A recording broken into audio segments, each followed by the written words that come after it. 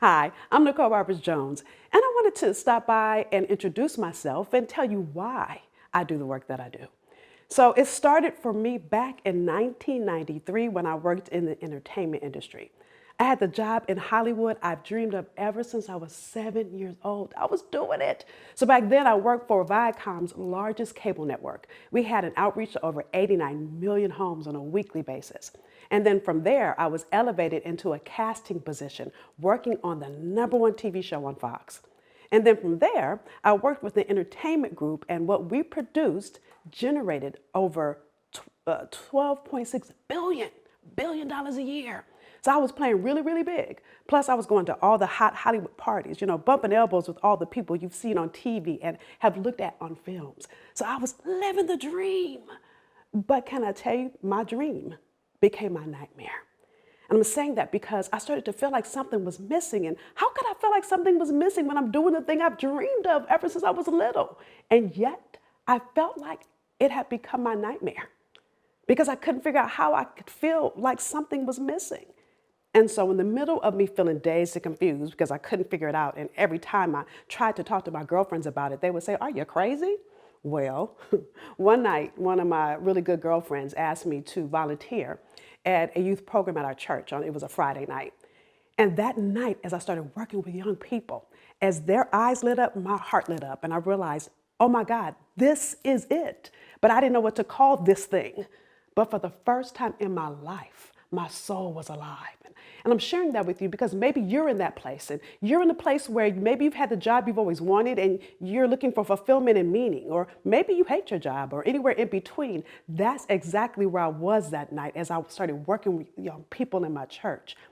And so I found over time that thing that I was doing was called coaching, but there was no such thing as that in 1993. So I felt like I was at a crossroad.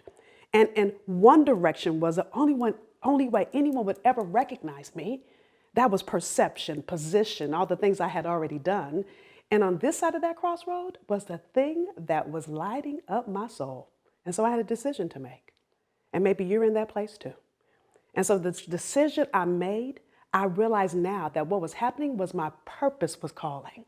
And so I started doing that work. And so over the course of 17 years, now cut to 2010, that dream had really grown. So by 2010, I had 17 years in, right? I had 10 chapters now. By the way, I started a youth program that night. That moment in my church, I started a youth program working with African-American teenage girls. That program, over 17 years, had 10 chapters in 10 cities across the country, and we were growing by leaps and bounds.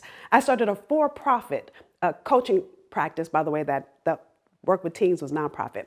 I started a for-profit coaching, many highly skilled women, really highly skilled professionals who were at that same crossroad I was in years before. And I had a maxed out coaching client roster. I couldn't take another client. So I thought, let me write a book. So in 2010, my first book came out. And listen, when that book came out, I started getting invitations to speak all over the country.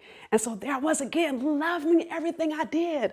I had seen the fulfillment of what I dreamed of that day in that church in 1993. However, I was only making $13,000. So do you guys see how my matriculation of my purpose kept moving? And see, I didn't start my purpose-focused business to be pretty much running community service because you know you can't live on $13,000. So yeah, I had a daytime job to pay for my nighttime calling, is what I used to call it. But I remember this next turning point like it was yesterday. It was November 7th, 2010, and it was a Sunday night. I had just gotten home from another speaking weekend. And oh, by the way, my daytime job, I was an adjunct professor then at Boston University. My class, by the way, was at 8 a.m. I hadn't looked at my syllabus. I don't think I read the books I told my students to read. And I remember feeling exhausted, tired, ready to quit, thinking I can't do this anymore. And at the same time, I felt in conflict feeling like that because I knew this was my purpose. And I thought to myself, listen, this can't be right. So I remember praying, Lord, if this is really my purpose, I need you to show me something. And so to make a really long story short, not only did he show me, he started to light my path. I met a coach. That coach cost $30,000, by the way, a year. Remember I said I only made $13,000? I realized I had to do two things. One, I had to risk it all to gain it all. Second, I realized I needed to invest at the level to which I wanted to see the return happen in my life, in my purpose, in my business. So to make an even longer story short, and I've said that how many times? I went from over 13,000 to over 200,000 just because my coach, what she did was she showed me me. She showed me the brilliance inside of me in what I call my blind spots. And so I'm sharing this with you because maybe you're at that first place I was in where you're ready to really get clear on what your purpose is and how you begin to build your purpose into a business. Or maybe you've been in business and you're not making the revenue that you are meant to be. Well, welcome. I look forward to you finding the ways that I can serve you here on my website. I look forward to coaching you. I look forward to telling you more of how I've taken that moment where it could have been my breakdown and made it into not only my breakthrough, but learning how to take those principles that I learned in those moments and really bankroll my brilliance. And now I'm excited to hold the space for you to do the same thing.